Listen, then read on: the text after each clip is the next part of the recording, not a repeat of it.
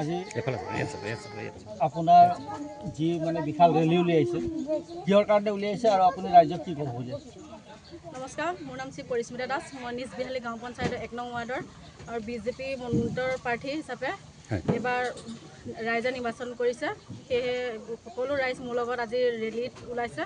Rally মই বিপুল ভোটত জয়যুক্ত হ'ম বুলি আশা কৰিছোঁ।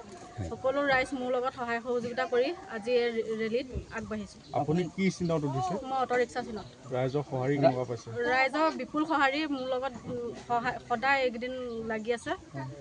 নৰেন্দ্ৰ মোদী আৰু হিমন্ত বিশ্ব শৰ্মা ডাঙৰীয়া দিনত যথেষ্ট উন্নতি হৈছে। সেয়ে এতিয়া আমাৰ গাঁৱত যিখিনি কৰিবলগীয়া আছে সকলোবোৰ মই পঞ্চায়তৰ নিৰ্বাচিত হোৱাৰ কাৰণে যিখিনি আধৰুৱা কাম আছে কৰিবলৈ আগবাঢ়ি যাম। ঠিক আছে। নমস্কাৰ, মই সকলোকে অনুৰোধ জনাইছোঁ।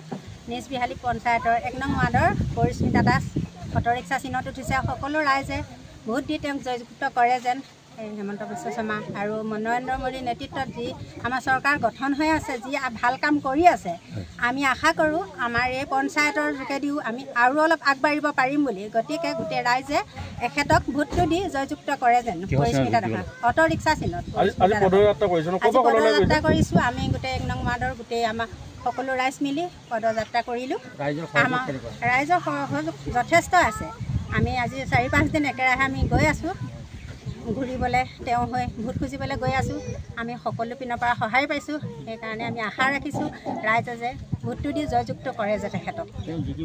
তেওঁ আমাৰ আশা, আমি সদায় আশা আছোঁ বিপুল ভোটত জিকিব বুলি আমি আশা হৈ আছোঁ।